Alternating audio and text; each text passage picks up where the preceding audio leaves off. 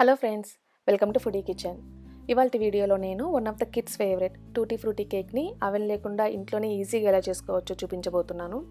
ఇది eggless version అండి. మీరు కావాలంటే ఎగ్స్ కూడా యూజ్ చేసుకోవచ్చు. ఇది కూడా సాఫ్ట్గా మాయిస్ట్గా చాలా బాగుంటుంది.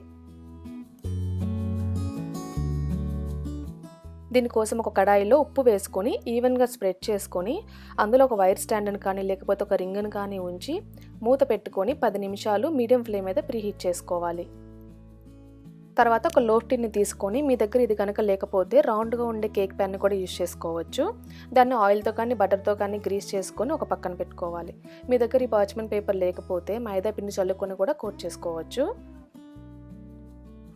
ఇప్పుడు ఒక బౌల్లో 1 కప్పు మైదా పిండి, ఇది సుమారు 150 గ్రాములు ఉంటుందండి. అందులో 1 teaspoon baking powder, 1/2 teaspoon baking soda, చాలా కొద్దిగా ఉప్పు వేసుకొని చల్లించుకొని ఒక పక్కన పెట్టుకోవాలి.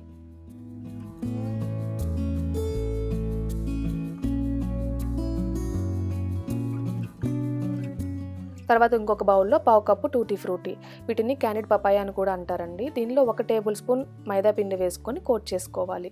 ఇలా కోట్ చేసి యాడ్ చేసుకోవటం వల్ల అవి కేక్ బేక్ అయ్యేటప్పుడు అడుగు వెళ్ళిపోకుండా ఉంటాయి. తర్వాత వెట్ ఇంగ్రీడియంట్స్ కోసం ఒక బౌల్లో సగం కప్పు రూమ్ టెంపరేచర్లో ఉండే పెరుగుని తీసుకొని అందులో సగం కప్పు పంచదారని తీసుకోండి. మీకు ఎక్కువ తీపి కావాలనుకుంటే ఇంకొంచెం ఎక్స్ట్రా యాడ్ చేసుకోవచ్చు. ఇప్పుడు షుగర్ అంతా కలిసిపోయే వరకు బాగా మిక్స్ చేసుకోవాలి. మనకు షుగర్ అంతా కలిసిపోయిన తర్వాత అందులో 1/2 కప్పు ఆయిల్ వేసుకొని ఈ 3 బాగా కలిసేలాగా 2 నుంచి 3 నిమిషాలు విస్కర్ తోటి బాగా మిక్స్ చేసుకోవాలి.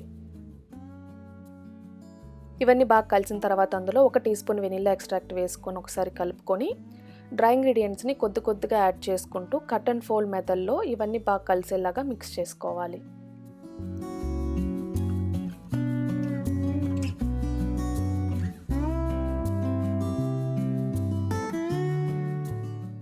ఒకవేళ మీకు ఈ కేక్ బ్యాటర్ కొంచెం గట్టిగా అనిపిస్తే 2 నుంచి 3 టేబుల్ స్పూన్ల రూమ్ టెంపరేచర్లో ఉన్న పాలను యాడ్ చేసుకొని మిక్స్ చేసుకోవచ్చు. తర్వాత అందులో మనం కోట్ చేసి పెట్టుకున్న టూటీ ఫ్రూటీని యాడ్ చేసుకొని అంతా కలిసేలాగా ఒకసారి మిక్స్ చేసుకోవాలి. ఓవర్ మిక్స్ చేయొద్దండి అసలు. మనకి ఇదిలాగా ఫ్లోయింగ్ కన్సిస్టెన్సీ ఉంటే సరిపోతుంది. తర్వాత దీన్ని మనం గ్రీస్ చేసి పెట్టుకున్న ప్యాన్లోకి ట్రాన్స్ఫర్ చేసుకొని ఈవెన్గా స్ప్రెడ్ చేసుకొని నేల మీద ఒక 2-3 సార్లు తట్టుకోవాలి. తర్వాత మీకు ఇష్టమైతే ఇంకొంచెం టూటీ ఫ్రూటీని పైన యాడ్ చేసుకొని ప్రీహీట్ చేసుకున్న కడాయిలో పెట్టుకొని మూత పెట్టి లో ఫ్లేమ్ మీద 40 నుంచి 45 నిమిషాలు బేక్ చేసుకోవాలి. మీరు కనుక లోఫ్ టిన్ కాకుండా రౌండ్ కేక్ ప్యాన్ యూజ్ చేస్తున్నట్లయితే మీకు అంత టైం పట్టదండి. ఒక 30 మినిట్స్ తర్వాత చెక్ చేసుకుంటూ ఉండాలి.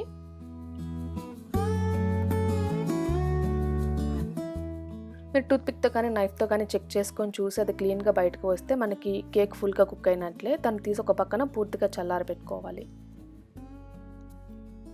మనకి ఇది పూర్తిగా చల్లారిన తర్వాత కేక్ని సైడ్స్ నుంచి సెపరేట్ చేసుకొని కేర్ఫుల్గా డీమౌల్డ్ చేసుకోవాలి. మీరు ఇందులో పెరుగుకు బదులు సగం కప్పు కండెన్స్డ్ మిల్క్ కూడా వాడుకోవచ్చు. అలా కాకుండా మీరు ఎగ్స్తో చేసుకోవాలి అనుకుంటే సగం కప్పు పెరుగుకి 2 గుడ్లని బీట్ చేసుకొని వాడుకోవచ్చు. తర్వాత దీన్ని మీకు నచ్చిన సైజులో కట్ చేసుకొని ఎయిర్ టైట్ బాక్స్లో స్టోర్ చేసుకోవచ్చు.